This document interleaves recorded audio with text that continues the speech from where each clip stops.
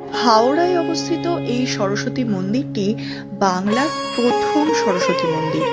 এর বয়স বর্তমানে 100 পেরোলেও হাওড়াবাসীদের অনেকের কাছেই এই মন্দিরের কথা আজও অজানা।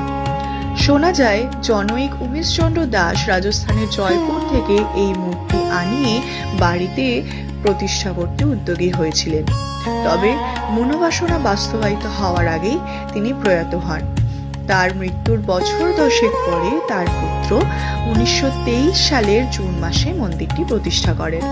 হাঁসের উপর দাঁড়ানো 4 ফুট দৈর্ঘ্যের এই শ্বেত পাথরের মূর্তির পুজো হয় প্রতিদিন। তবে বিশেষ আয়োজন হয়ে থাকে মাঘ মাসের শুক্লা পঞ্চমীতে। ফুলের মালা আর আলোয় সেজে ওঠে গোটা মন্দির চত্বর। 108টি মাটির খুঁড়িতে বড় বাতাসা আর ফল রাখা হয় দেবীর নৈবেদ্য হিসেবে। এই রীতি মেনে আজও দাসবাড়ির সরস্বতী পুজো হয়ে থাকে।